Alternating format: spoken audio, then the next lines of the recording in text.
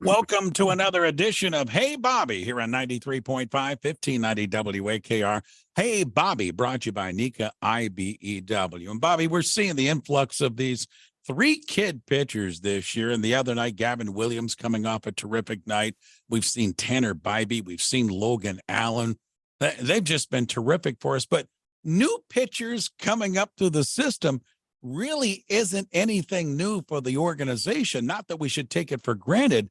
But you personally have seen a lot of these young guys, recent times, Shane Bieber. But let's go back in time today and talk about a couple of young kids you saw come up through the system that obviously had an impact. And the first one I wanted to start with was Bartolo Colón. We heard so much of this kid coming up, and he had an impact on this franchise there for a few years. Oh, he certainly did, Ray. What a lovable young man, strong as strong could be. Likened him to the old-fashioned strongmen that you'd see at the carnivals at the turn of the 19th century, that from the waist up, they were just a barrel, just big. Everybody looked at Bartolo and thought, that he might be fat or something, but that dude was all solid muscle, barrel chested, an athlete in an odd body. He could field his position, actually hit a home run, as we all know, in the big leagues. Our first recollection of Bartolo in his first major league spring training camp. And as you know, when we're out watching morning workouts and we walk over to the pitching area, there's 6 pitching mounds and there's 6 guys winding up and throwing pretty much in unison, in rhythm. And so you can hear the pop of the glove of the catcher. And it just so happened that it was like all 6 guys were in their same motion at the same time. And Bartolo's ball hit the catcher's glove. Then there was a pause. And all the other guys looked over at him, and the veteran guys looked at the pitching coach, who I can't remember who it was at this time, Mark Wiley, I believe. No, I can't remember. And said, I'm not throwing with this kid again. He's a 20-year-old kid.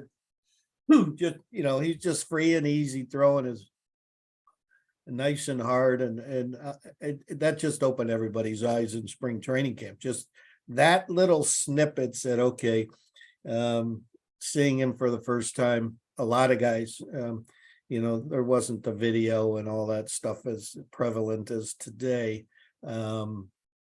And so some people seeing him for the very first time really opened their eyes. What a career, though, if you think about it, right, Bobby? I mean, he had a good career with us, and then he kind of disappeared, and then he came back, and as you mentioned, started hitting the ball in the National League. I mean, he had a really long career, and a lot of people were writing him off. He just coming back. I remember he came back with the Yankees. He came back with the other teams, and he was really effective for these teams. No, he was. There was a drive to succeed, a confidence level that he knew what he was doing. Just a guy that, again, I think his odd body just made people hesitant. For us,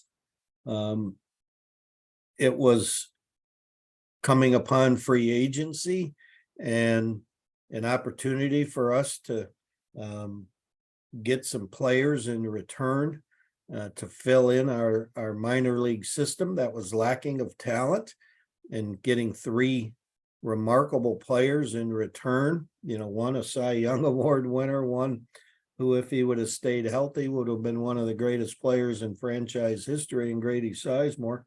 And then Brandon Phillips, who had a great career at the Reds. The oddity of why we gave him up, I still don't quite understand that one. But Bartolo did have a long career, and I think it was just a product of his want to succeed. Senior VP with the Cleveland Guardians, Bob DiBiasio, with us with Hey Bobby. The other pitcher I wanted to talk about, we couldn't wait for him to get here. And you talk about bodies. This guy had a big one.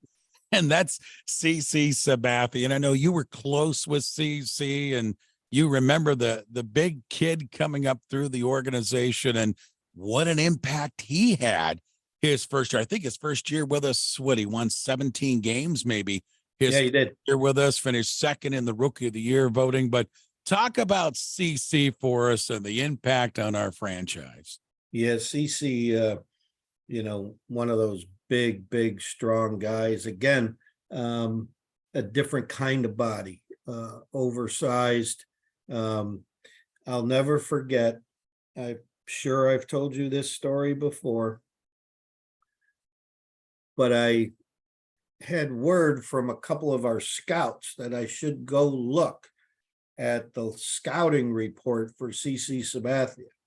So one day I walk upstairs and go to the big storage room because CC Sabathia's scouting report was done on paper. It wasn't a on file laptop, iPad, form that guys fill out today and submit it, and there's an electronic file of it. Well, not CC. His was a paper one that the scouts had to fill out longhand. So I go look at it, and at the bottom it has a comments thing. And the comment guy, our scout, said, an absolute #1 draft pick, an absolute perennial all-star, will never look good in a uniform. Just because of his butt. He had the big butt, the big thighs, which he derived all his power. Most everybody will tell you that power for pitchers comes from your backside and your strong legs.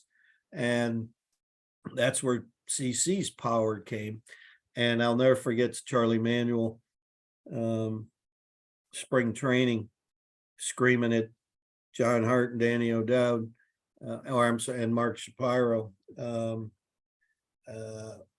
was our farm director, and screaming at those guys that, he had to make this baseball team. He was the best pitcher here in Winter Haven, Florida. There wasn't anybody even close to him. He was the best, and how can we not have him on the big league roster? Well, they weren't sure they wanted him, a 20-year-old kid, with not a whole lot of minor league baseball under him to be on the big league roster quite yet, that maybe he needed a little bit more seasoning. And Charlie screamed and yelled, got his way, and the kid won 17. And never forget, his first start was pretty odd because Charlie told him, look, if I have the story right, Charlie told him, look, you're not going to throw anything but fastballs your first 15 to 19 pitches. And he got beat up a little bit, but he just wanted him to settle in, not nibble. He just wanted him to get a good feel for being on the mound as a big leaguer and just rear back and throw. And obviously a tremendous career. And the thing about CC Ray, a big man, a big presence, and also a very big heart.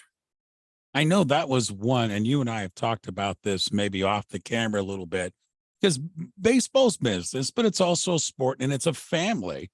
And you guys get to know these guys pretty well, especially someone in your role. That was one you hated to see go when he got traded away. I remember, to the Brewers. You said that was really tough.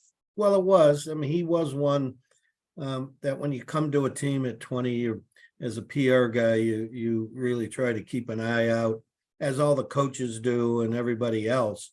But from my point of view, perspective, from how he deals with the media, what images he presenting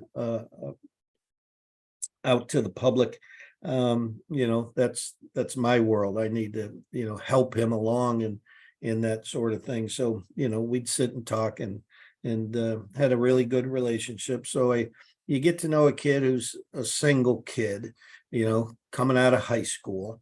You then see him get married, become a husband, and then you see him become a father, and get to know the kids and Amber, his wife, a wonderful woman. and then they go, and it's just the way it is. I mean, doesn't mean our friendship ends or that sort of thing. But it's difficult when you see a kid grow up, not only grow and develop as a professional athlete, but as a human being, and again, as a husband and a father, and knowing what kind of big heart he had to help people in the community. Yeah, those things are not the easiest things to deal with, but it's the business of which we have chosen. Senior VP with the Cleveland Guardians, Bob DiBiasio, joins us each week here on WAKR. Bobby, as always, my friend, thanks for making time for us again, and we'll do it again next week. Thank you. Look forward to it, Ray. Take care. Go Guardians.